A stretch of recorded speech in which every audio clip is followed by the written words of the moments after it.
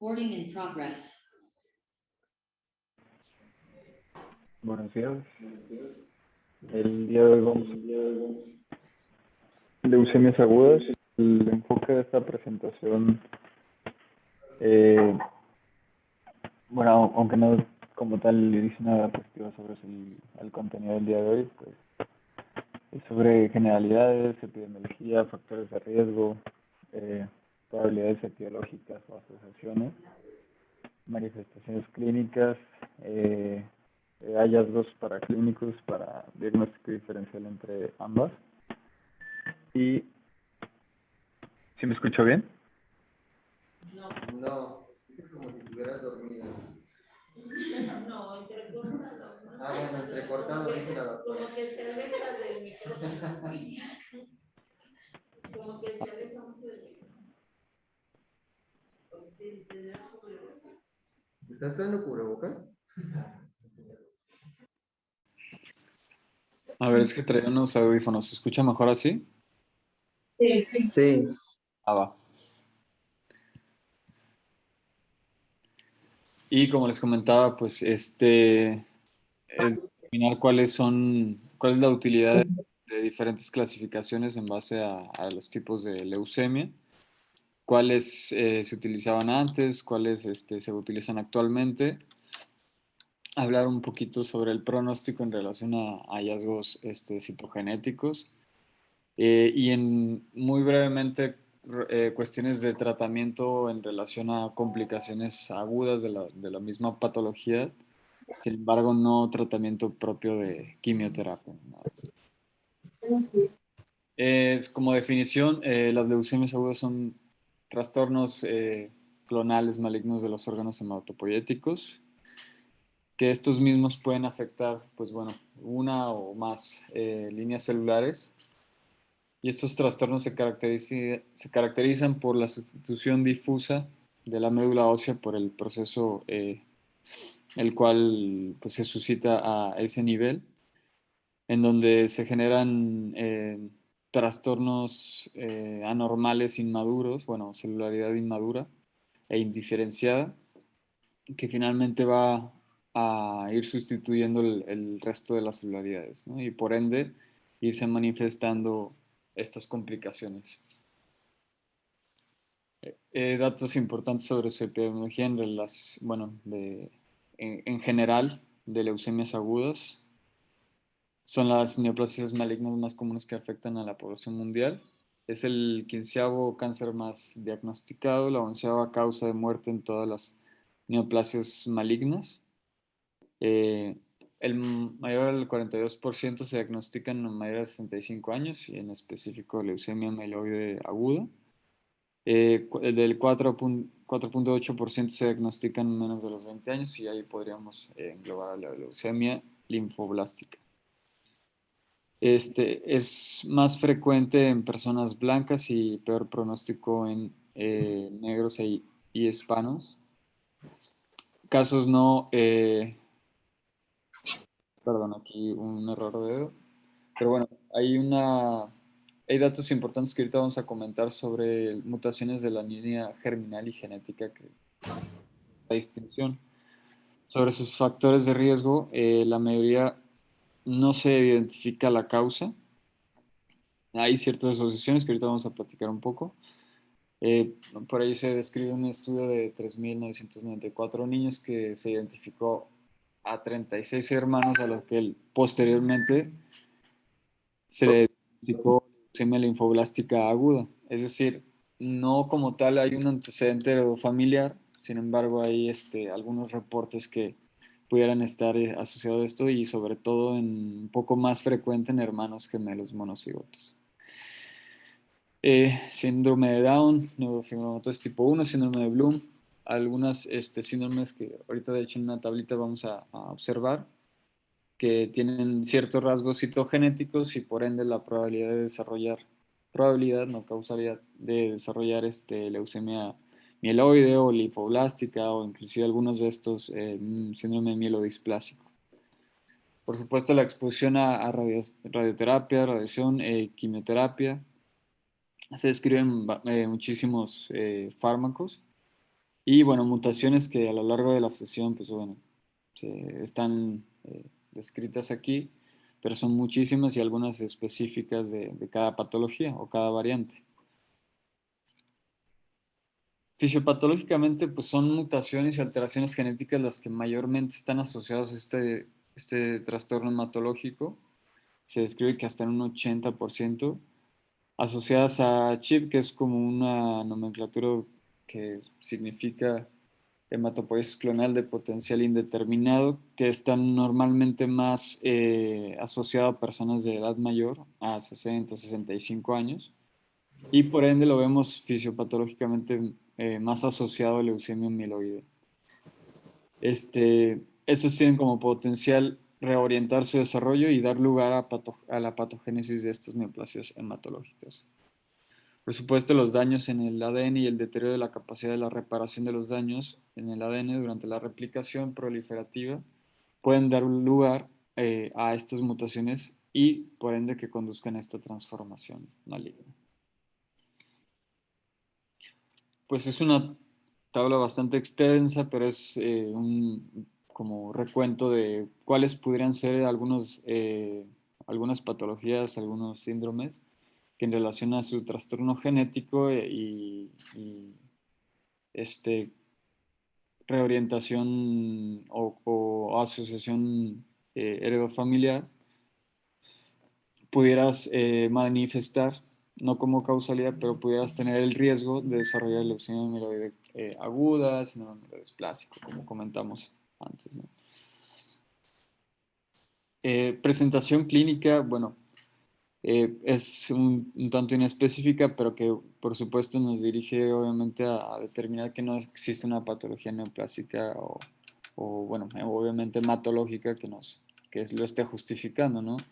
Anemia, infecciones, o hemorragias por el mismo, pues este proceso proliferativo dentro de la médula ósea que finalmente desplaza estas tres líneas celulares y manifiesta esta clínica, ¿no? Agregado a esto, pues dolor óseo por el mismo proceso proliferativo y clínicamente, pues hallazgos en relación a linfadenopatías, en ciertas regiones, hepatosplenomegalia, infiltración cutánea, afectación meningia, en algunos casos, en específico de leucemia mieloide, bueno, aguda y linfoblástica, pero en mayor proporción linfoblástica.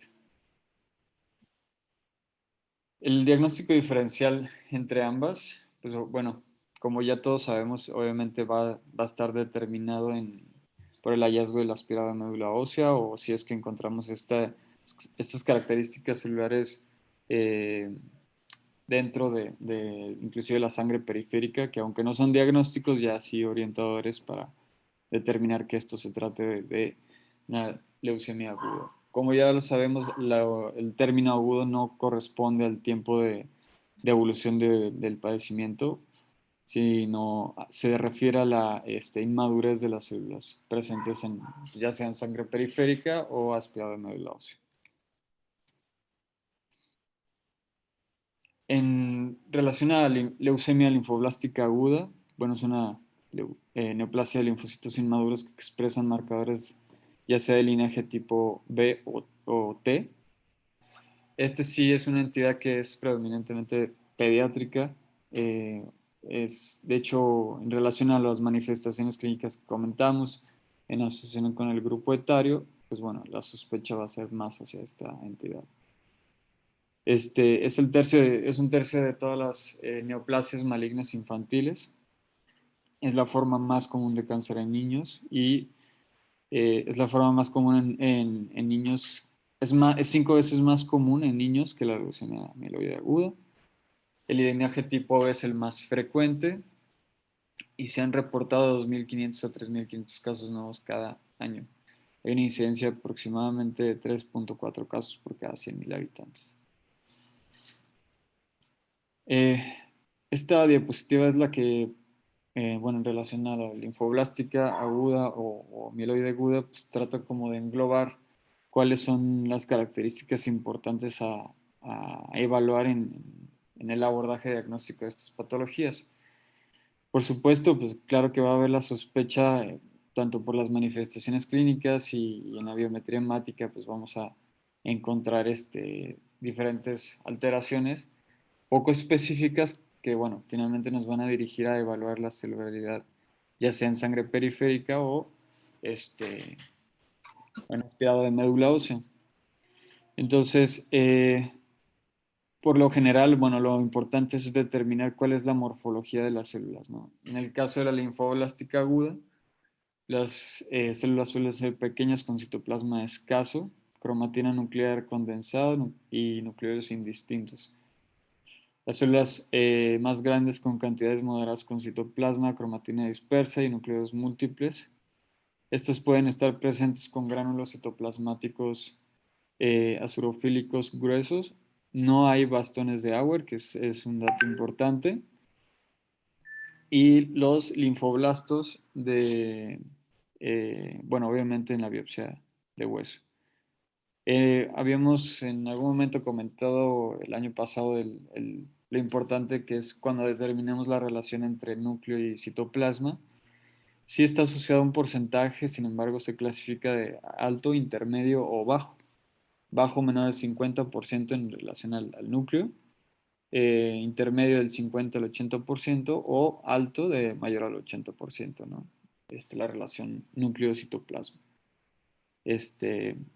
Y bueno, citoquímicamente hablando, la sospecha de leucemia, o sea, es parte del abordaje, sin embargo, no es nada o sea, nos ayuda a concluir la sospecha pero no es diagnóstica, ya que estos hallazgos, como el PAS positivo de característica gruesa, obviamente van a estar presentes tanto en leucemia mieloide como linfoblástica. Pero sobre todo la mieloperoxidasa en el patrón citoquímico es el que va a ser más importante para hacer la distinción, hablando específicamente del citoquímico, con leucemia mieloide, ya que leucemia mieloide siempre, siempre, siempre va a ser, hay pocos casos o es poco frecuente que la mieloperoxidasa salga negativo en mieloide aguda. Y bueno, es más probable que salga negativa en leucemia linfoblástica aguda. La citometría de flujo o la inmunohistoquímica, sí ya son criterios en la evaluación para establecer el diagnóstico. Aunado a, bueno, ya comentaremos algunos criterios de clasificación por parte de la OMS, donde se agrega pues, cariotipo y otro tipo de hallazgos. La búsqueda intencionada de citometría en relación a la sospecha diagnóstica, ya sea por antígenos linfoideos, mieloides o de maduración. Las características citogenéticas las vamos a revisar en la clasificación de la OMS. Y en el caso específico de linfoblástica aguda, aunque no hay un consenso con respecto a una proporción mínima de linfoblastos en la médula ósea, se debe evitar el diagnóstico de esta entidad cuando hay un menor del 20% de los linfoblastos. Bueno, este es un como porcentaje de asociación en una muestra que se tomó de este estudio o de esta base de datos en relación a los pacientes que tenían leucemia linfoblástica aguda y, pues bueno, los hallazgos de la biometría hemática, básicamente, ¿no?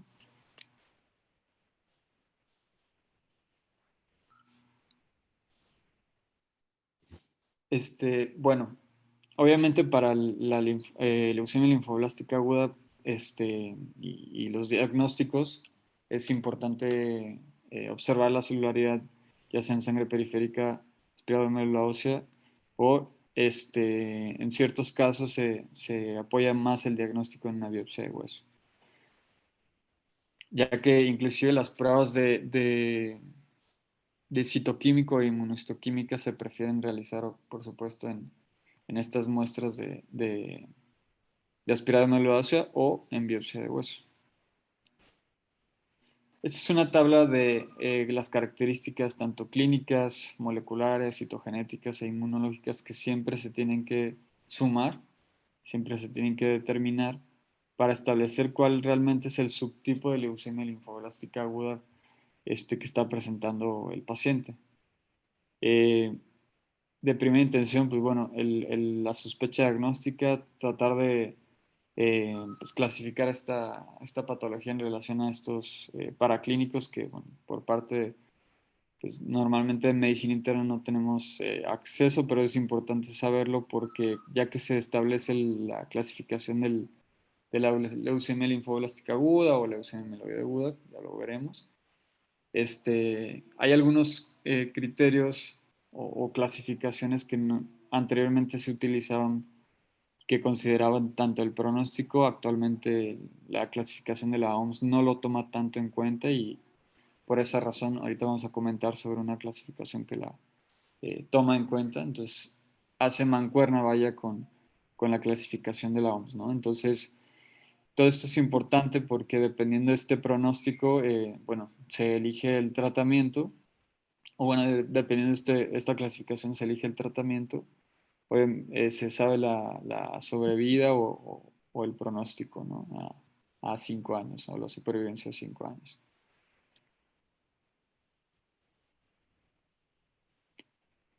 El, Estaba revisando sobre esta clasificación en leucemia linfoblástica aguda que sí se sigue utilizando, al menos en la linfoblástica, porque también hay una clasificación de FAB para leucemia mieloide aguda que actualmente está en desuso. Ahorita lo vamos a comentar.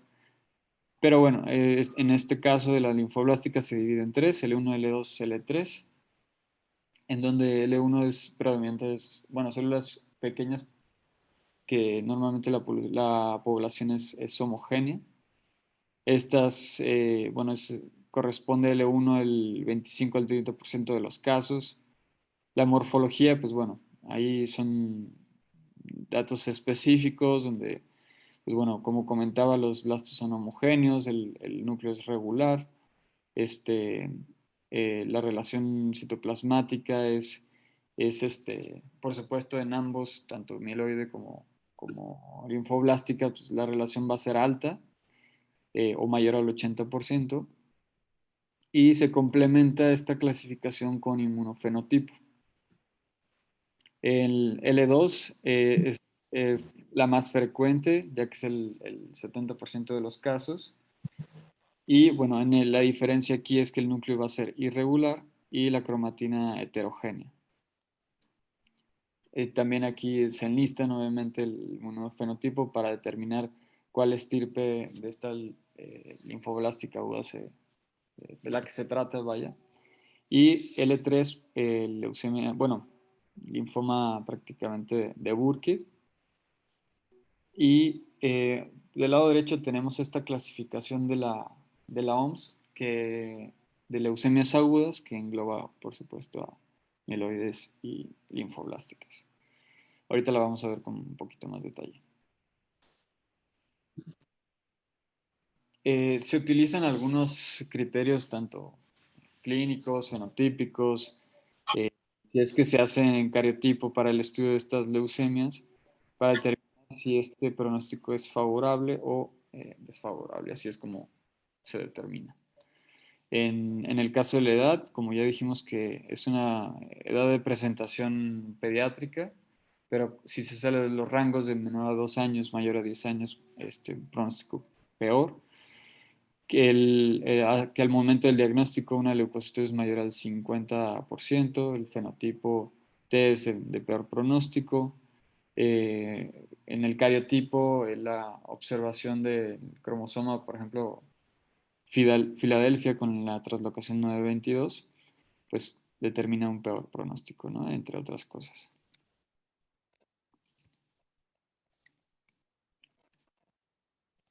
En relación a la leucemia mieloide aguda, es una neoplasia caracterizada por la infiltración de la sangre, la médula ósea y otros tejidos, como ya lo habíamos comentado, y pues bueno, estas son poco diferenciadas del sistema hematopoyético.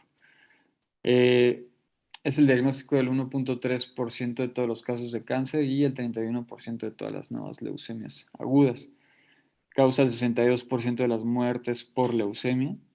Es más frecuente en edad avanzada, con una edad media de presentación aproximada de 67 años. Y la supervivencia a largo plazo es infrecuente. Se dice que hasta un 27% de los pacientes sobreviven en 5 años. Síndrome hiperleucocitosis, que sería como otro espectro clínico que nos haría sospechar más en leucemia amiloide aguda.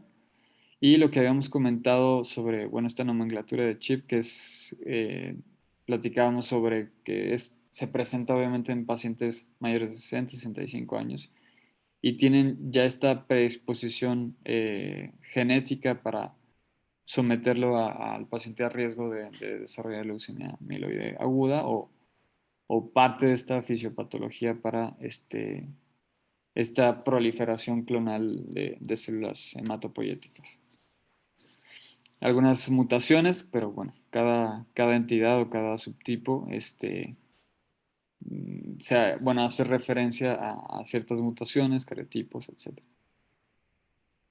Las mutaciones de la línea germinal asociadas a un mayor riesgo de desarrollar una neoplasia amiloide incluyen este tipo bueno, de mutaciones descritas. Y aquí se hace mención de la clasificación de la OMS, publicada en el 2016, la cual se sustituye la clasificación de FAB, que se comenta que todavía algunos grupos médicos toman como utilidad la clasificación de FAB. Igual me gustaría que fuera una pregunta para el doctor. Sin embargo, actualmente se utiliza la clasificación de la OMS ya que tiene mayor especificidad para determinar el diagnóstico, y a pesar de que se sacrifica un poco el pronóstico, ya que no la considera dentro de su clasificación, y la clasificación de FAB previa sí la tomaba en cuenta. Pero para hacer mancuerna, en ausencia de esta característica de la clasificación, se realizó una segunda estratificación de la leucemia de la estratificación de riesgo de leucemia europea, en la que se publicó en el 2017, la cual en relación a los... Bueno, ¿sí? Dice el doctor que cuál era tu pregunta en específico. Ah, sí, o sea, si realmente todavía sigue en utilidad la clasificación de FAB para leucemia amiloide aguda. La clasificación de la FAB es morfológica. Entonces, la seguimos utilizando, porque lo correcto no es hacer nada más. Si ven en esa clasificación de la, no sé si no veo bien la pantalla, en la parte donde dice, en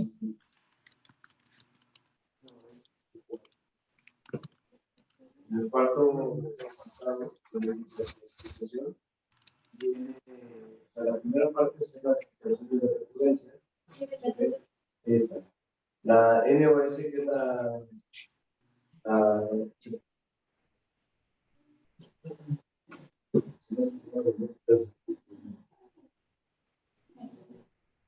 si ven esta donde dice NOS o no podría especificar, cuenten aquí, esta clasificación es parecida a la la pueden ver aquí, que es una diferenciación, comunicación, sin maduración, con maduración que se debe hacer en el 1, en el 2. Aquí nos viene la M3 y la base exterior, no sé si ven, es la promesa y la promesa lo caracteriza. ¿Qué alteración psicogenética la caracteriza? ¿Cómo se llama?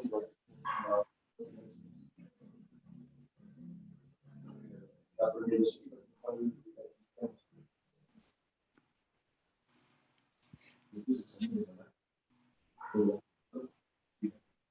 No, no. ¿Vas a colgar? No.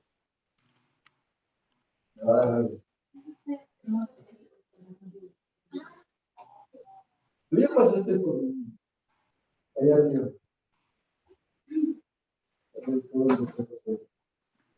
No. Alteración citogenética. La traducción cuál. No. No, pues esto no es al final de idea. Miren, aquí dice. ¿Cuál es? Ah, no, viene. Vamos a buscar. Entonces, por eso no viene la prognóstica. Aquí se dice. Y luego aquí está la M4, que es la misma monocítica. La M5, que es la monoblástica, o la línea del monocito. La MC, el de electroleucemia, la M7 y la neoplasia. La de los basófilos es la M5 variante. ¿No? Entonces, si se dan cuenta, aquí está metida la parte de las FAPs cuando no tenemos, pero morfólogos, entonces sigue utilizando por supuesto. Pero ya no vamos a decir podemos decir una M3, pero cuando tenemos PLM radial, que tenemos también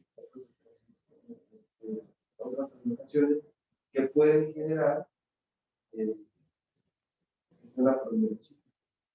Pero específicamente cuando tienes estas alteraciones, ya la cambia de clasificación. Sabemos que es más frecuente la M escolar 822. Sabemos que si la vamos a estar arriba, la primera 822, perdón, es más frecuente en las M2, considerar mejor pronóstico. La inversión del 16, que es la monocíclica más bien es una variante, la M4 de oceanofílica, pero sabemos que la inversión del 16 sobre la inversión del 16 es una montaña. Claro que esto cambia con la presencia ahora del FDP3 y con algunas otras interacciones moleculares, pero específicamente pensar en la FAB es morfológica, así lo clasificamos por morfología, la pueden ver dentro de la misma, no se abandona, pero finalmente son estas clasificaciones que tienen que ver con las aplicaciones que se pueden presentar en el.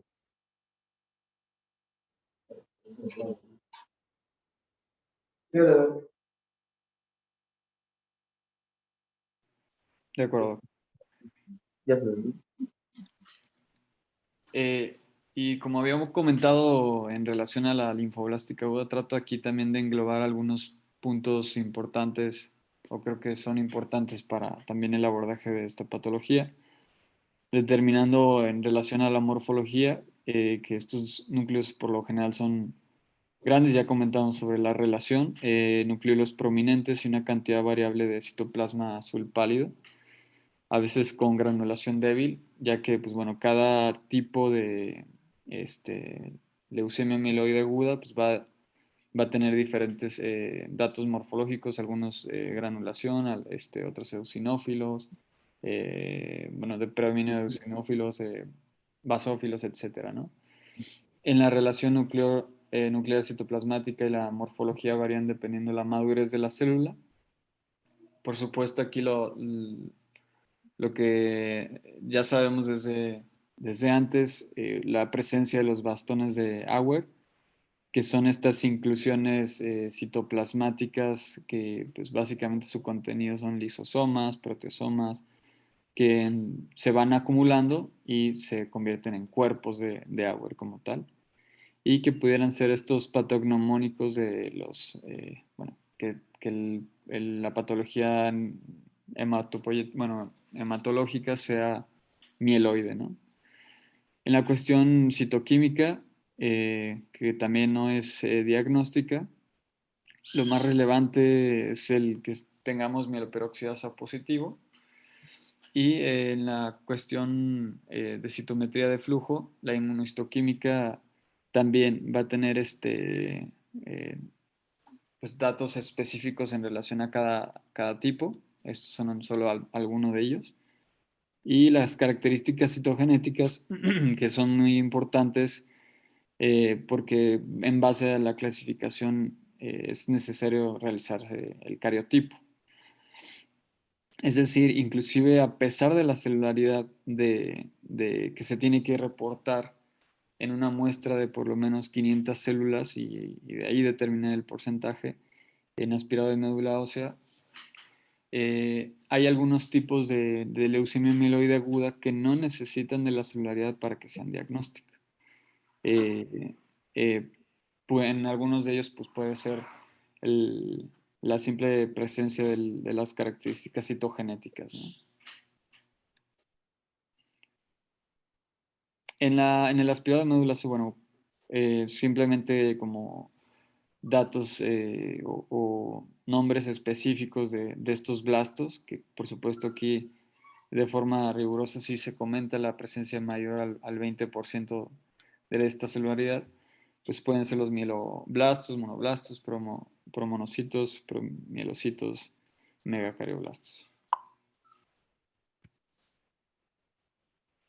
Bueno, esta es solo una imagen de estos cuerpos de Auer, o sea, esta inclusión citoplasmática de estas características.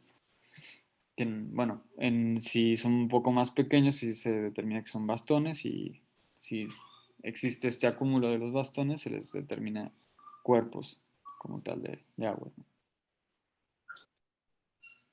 Y en relación a la, bueno, este documento de la OMS publicado en 2016, que, bueno, es simplemente la misma clasificación en relación a leucemia mieloide aguda, las cuales hacen referencia a anormalidades genéticas, a cambios relacionados a mielodisplasia, a neoplasias, a otro tipo de neoplasias, otras que no son específicas,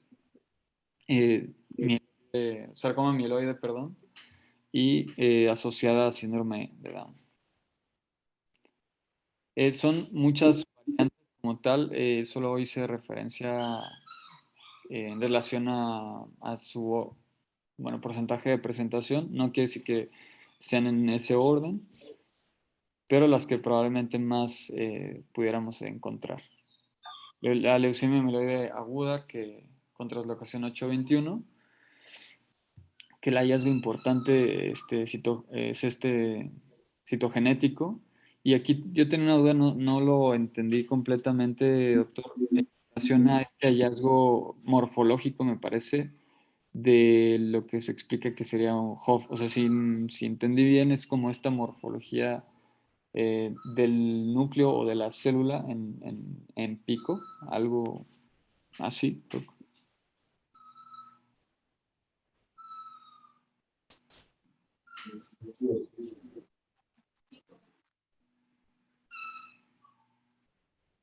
¿Sí me escuchan?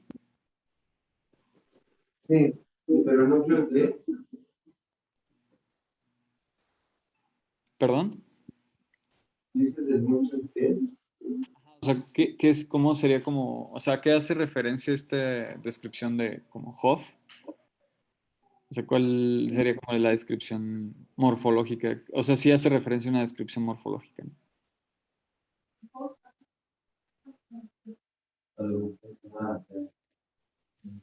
Este, en relación a la morfología, lo que ustedes por nosotros describimos de las células, ustedes lo conocían, que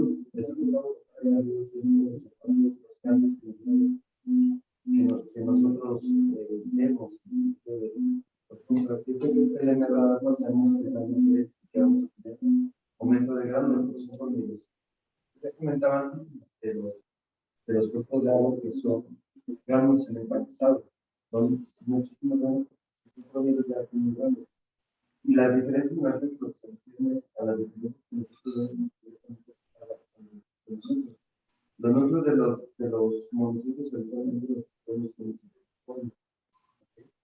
Entonces, pero son características morfológicas que en este están mezcladas también aquí, ya hablamos, ya habíamos hablado una vez de clúster de diferenciación escolar, hemos estado hablando de el clúster de diferenciación, esas son proteínas que se van a expresar a través de la ventana de las políticas, o perdón, los citoplásmicos, que nos van a producir diferenciación en cada una de las células. Entonces, está buenísimo que para aprender los clústeres de diferenciación, pero claro, vamos a ver los puntos que están obligados a saber. Pero en general, siempre lo que les decimos es, C33 es el panviroide, CD19 el pan B y el CD3 es el pan B. Entonces, eso nos permite, ¿por qué le damos pan B o pan B? Porque desde que las células se componen de estos linajes, lo va a expresar durante todo el tiempo. Las demás por eso, pero no puede expresar la superleve. Por eso van a ver en la matriz de las menciones que algunas tenemos, que en el caso de algunas mieloides, en el caso de nos permite diferenciar para, con las clústeres de televisión que estoy expresando. Porque si una muy joven no va a tener marcadores de linaje hacia el monociclo, o los puede expresar los sistemas de todo. Vamos a tener algunos que después se van a perder. Por eso es que nos ayuda el inmunotipo. Si bien comentábamos que no existe un número específico que requiera para hacer diagnóstico, si el inmunotipo nos ayuda a reconocer lo que antes como podemos para la línea prácticamente la N0 se parece mucho a la N2. Entonces de repente no podemos diferenciar el sistema de extinción. Perdón, la tiene extinción, no puede ser el inmunotipo, te vamos a ver el De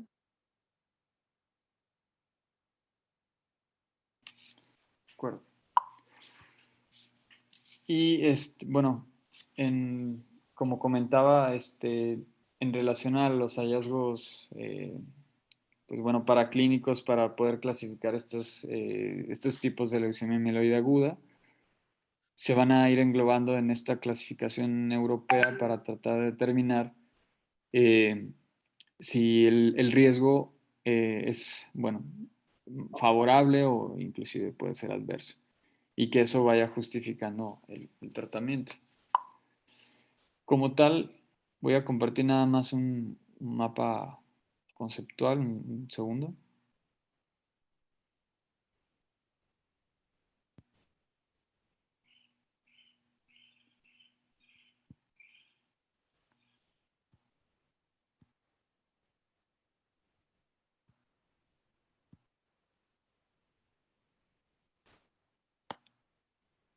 ¿Sí están viendo este mapa conceptual?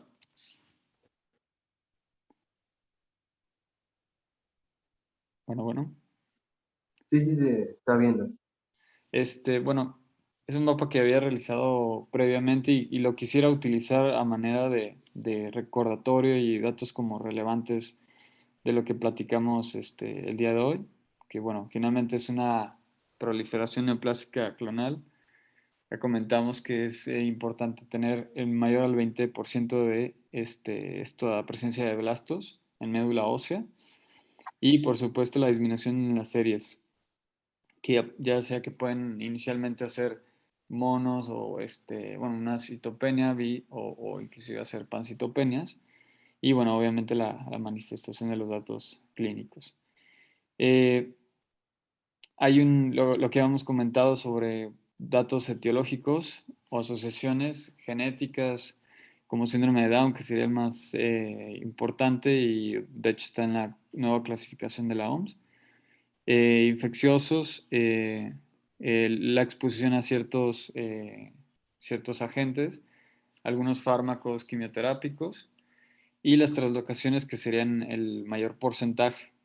Los tipos obviamente hacen distinción a linfoblástica y mieloide, donde la mieloide son bastones de Auer los que están presentes y además, pues bueno, la edad de presentación es un dato clínico muy, muy importante para sospecharlo.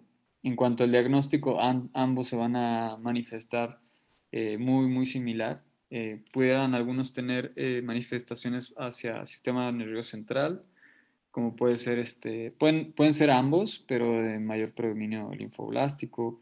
Este, los datos clínicos, perdón, los datos paraclínicos en relación a los hallazgos de la sangre periférica, la pancitopenia, la presencia de mieloperoxidasa que nos va a hacer pensar más en un tipo mieloide y la probable presentación de complicaciones. De hecho, entre ellas, pues, de las mieloides, prácticamente todas nada más difiere un poco en la porcentaje de presentación, pues todas realmente pudieran manifestarse con CID. La que más se asocia con esta es la que, bueno, se comentaba la clasificación previa de FAB, que sería la LM3. Es la que con mayor porcentaje de presentación se asocia con CID. Y en relación a, pues de forma general al tratamiento, el objetivo pues obviamente es que podamos restablecer esta serie y tratar de disminuir al 5% los blastos en médula ósea. Los objetivos son diferentes en relación al diagnóstico. Hay tratamientos de inducción, post-inducción, tanto en leucemia linfoblástica aguda y mieloide aguda. Pero me quedaría yo con lo importante que es que, bueno, si hacemos la sospecha diagnóstica, 9 tratar horas. de establecer el diagnóstico lo más pronto posible, porque el tiempo también depende de eso y su pronóstico. Recuerdo un caso en admisión continua que sí llegó con datos de neutropenia y choque séptico, inclusive con equimosis generalizada, sangrados prácticamente en toda la economía corporal. Y cuando se realizó el aspirado de médula ósea se determinó si no mal recuerdo, una LM3 y bueno, el pronóstico fue más pobre con este paciente y alrededor de unos 4 o 5 días falleció.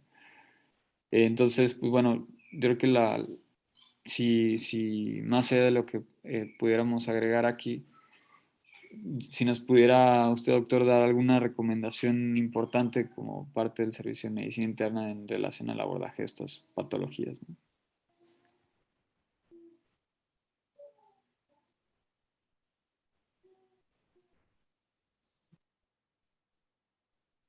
Unos puntos.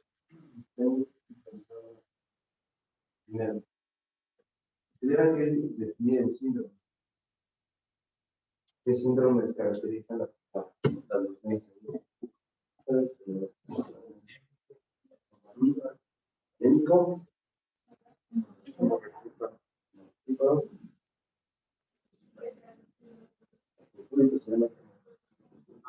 síndrome de Febrile. Entonces, esos cuatro se pueden presentar. Entender que el diferencial entre una nivel de una escuela no lo van a hacer con el cuidado. Sí hay ciertas características que están conocidas, pero no son exclusivas, ¿no? Por ejemplo, sabemos que las de componente monoplástico, los monos, pueden presentar infiltración infiltración de tejidos, entonces nos vemos con hipertrofia gingival, nos han tocado casos anecdóticos que entran por una peristomía, no bajan los leucos y resulta que es una leucemia parda. ¿No? Hemos tenido que hay infiltración en ciertas zonas del intestino o en la región, en la persona nos ha tocado un caso, para de casos donde tienen lesiones fístulas y resulta que ya había monocitos, ¿no? Entonces, por la característica de las células, pues tienen infiltración. En el caso de las linfoblásticas, pues, podemos presentar ganglios. Pero la característica que siempre es en la leucemia. Pueden tener leucocitosis o leucopenia, pero siempre vean sus diferenciales. Porque de repente tienen, obviamente, si tienen leucocitosis, pero tienen pandemia y tienen neutrofilia, no van a pensar de entrada en una leucemia, ¿no? Pero hay que ver también la hemoglobina, hay que ver las plaquetas. Una leucemia, una vez que se diagnostica y no se le da tratamiento, en 45 días, 90% está muerto. Entonces, esa parte de ver una biometría hemática, vamos a hacerte otra en una semana. No, yo creo que reacciones febriles, porque de verdad pasa mucho. Entonces, deben pasar el tiempo. Entonces, acuérdense de estas cuatro características para poder empezar el abordaje diagnóstico.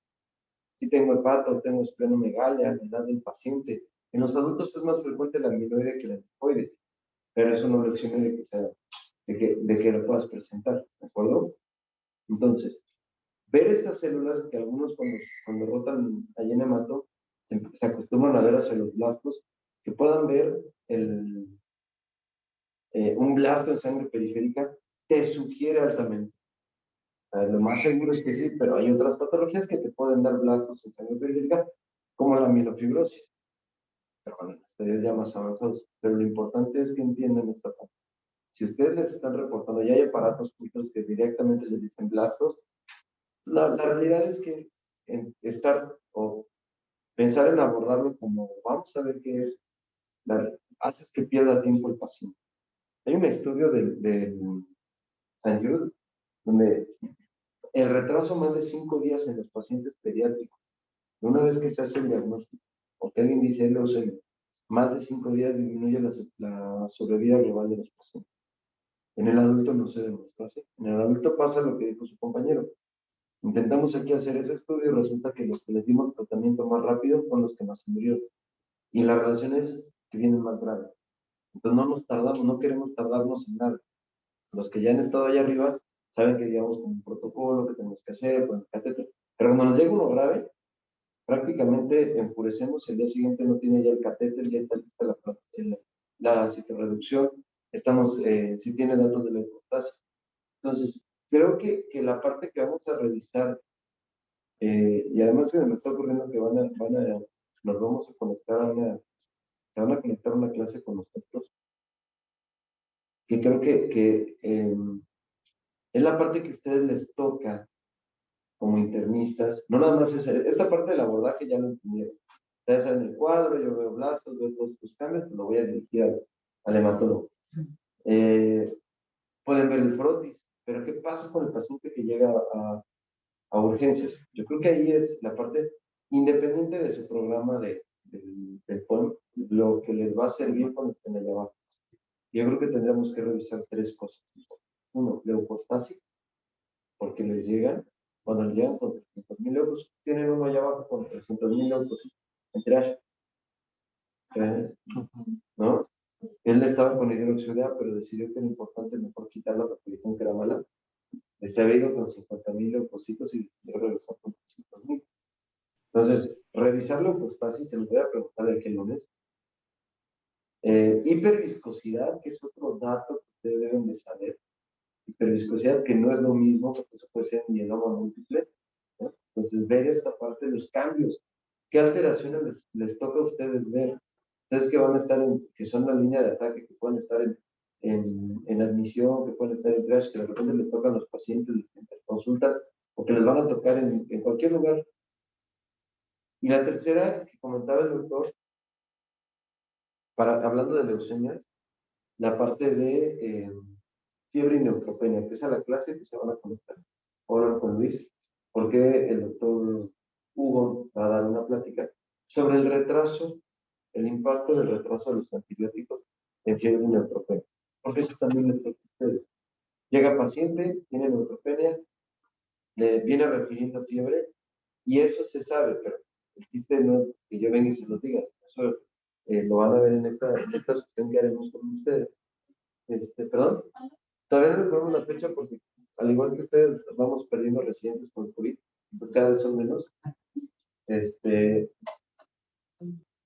Pero en ese sentido, más es exponencial el crecimiento de las bacterias y está demostrado. Y pacientes que pasen más de 6 horas en el retraso, con fiebre y neutropenia, de que hace fiebre y empiezas el antibiótico, nada más con 6 horas que se retrasen, el 80% van a estar a sepsis.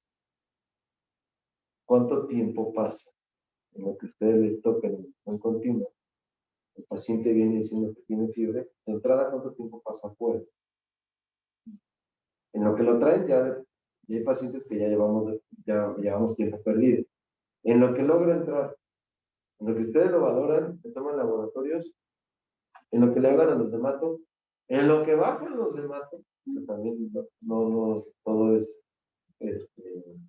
indican el antibiótico, bueno, fiebre neutropenia, le toca hacer antibiótico, en lo que se suelta la receta, llega, no, pues ya cambio de turno, entonces, y eso nosotros hicimos también ese estudio, ¿qué tanto era por los médicos, qué tanto era por el sistema, qué tanto era por el material, tenemos un análisis de los otros resultados. Pero el chiste no es evidenciar quién tarda más, el chiste es que vean el impacto que tienen en los pacientes. Entonces, esa creo que va a ser interesante que lo podamos coordinar con ustedes. Y lo que comentaba es que hay ciertas emergencias, que ya hablábamos de la leucostasis y hiperviscosidad, y en los pacientes con mielocítica hacen coagulación intravascular diseminada y automáticamente es una urgencia para nosotros. Cuando el paciente con L3 sangra en serio. Y esos son los pacientes que allá abajo no nos da tiempo y tienen que saber identificarlos.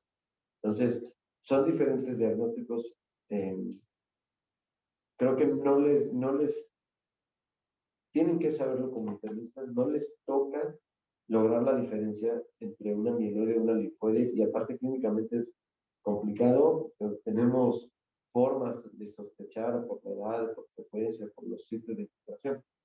Pero más bien la identificación temprana, es decir, este paciente puede ser una leucemia o es una leucemia, y dirigirlo, incluso lo platicamos yo con algunos de mis colegas por fuera, medio privado, cuando es así, no me pidas que saque una cita, dale mi celular o háblame. No porque yo tenga llena mi consulta, digamos, aquí no, pero eso puede ser la diferencia entre que el paciente llegue hoy o llegue el lunes, porque yo no trabajo el fin de semana. Pero tienen que pensar en eso, ¿de acuerdo? Entonces, ante la sospecha, y son esos 4 síndromes. Obviamente, revisando al paciente, con síntomas de... Les puedo contar historias, ¿no? Me tocó un chavito que se hizo el diagnóstico porque le querían quitar su mochila, pues se quedó con los amigos, y llegando a su casa se notó que tenía moretones en los brazos. Le dijo a su hermano, a ver, mira, pues en estos moretones, tírame un puñetazo, y el hermano le tiró un puñetazo en el hombro y tenía un moretón. Dice, no, esto no está bien, va con la mamá, y pues traía 3,000 plaquetas, y le dejó leucemia. A lo que voy es, si ellos se pueden dar cuenta, la obligación de nosotros es actuar rápido. Y estos 3 puntos, 6 veces se salvan porque no les voy a preguntar bueno, nos veríamos, bueno, ya cuando nos veamos ahorita nos ponemos de acuerdo, pero esa idea que era el martes, por lo tanto, voy a echar la mano, y les voy a preguntar las otras 3 cosas. Fiebre neutropenia, que ya estaba en la clase, hiperviscosidad y leucoplasia. ¿Ah? Y ya les decía las diferencias en los protocolos. La leucemia linfoblástica aguda, hablarles del tratamiento sería, vamos, es parte del curso y es muy largo, pero tenemos como 2 bases. Aparte de la leucemia linfoblástica aguda, hay drogas pivote que deben estar en la inducción. Para fines prácticos, deben de saber que en la leucemia linfoblástica aguda lleva inducción, consolidación, profilaxis al sistema nervioso central y mantenimiento. Si es candidato a trasplante, en cualquiera de estos puntos se tiene que cambiar. Si se activa la enfermedad, pues hay que dar tratamientos de rescate. Pero esos serían como los pasos, ¿no? Yo lo induzco la revisión, lo consolido. Aquí en los que han estado allá arriba ven en el manual que dice intensificación y luego conso, pero es la misma. Entonces, consolidación, profilaxis al sistema nervioso central, que puede ser con intraepitales o radioterapia, y mantenimiento del paciente. Con quimioterapia de mantenimiento, aquí nuestro protocolo contempla 2 años de terapia de mantenimiento. Y en la leucemia mieloide aguda es diferente, porque es muy corto pero muy intenso. El 7+3 sigue siendo el estándar de... Ustedes les preguntan en su examen. Tratamiento estándar de leucemia mieloide aguda, 7+3. 7 días de citarabina con 3 días de antraciclo. ¿Ok? Y luego utilizamos consolidación. Con esta consolidación hay discusiones entre 2 y 4 ciclos.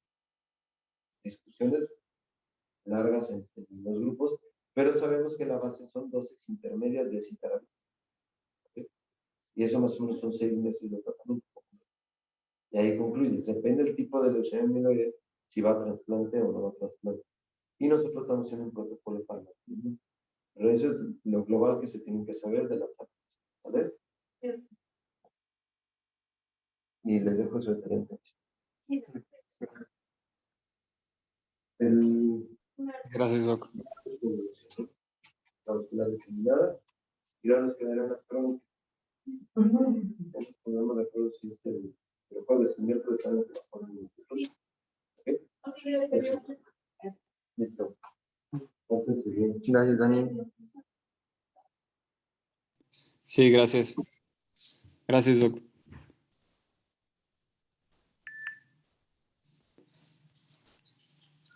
Adiós, Dani, cuidas a los Turbo Babies. A los turbo babies, a los turbo. A los turbiños. Turbín. Adiós. Ahí me cuidan al Danny Boy. Ándale. Ahí nos mandas fotos. Quítenle ya el tubo. No sean No, culos. hombre. Anoche ya lo volvimos a sedar. No, mames, ¿neta? No, no es cierto, es broma. Va. Nos vemos, amigo. Descansa. Cuídense. Chao.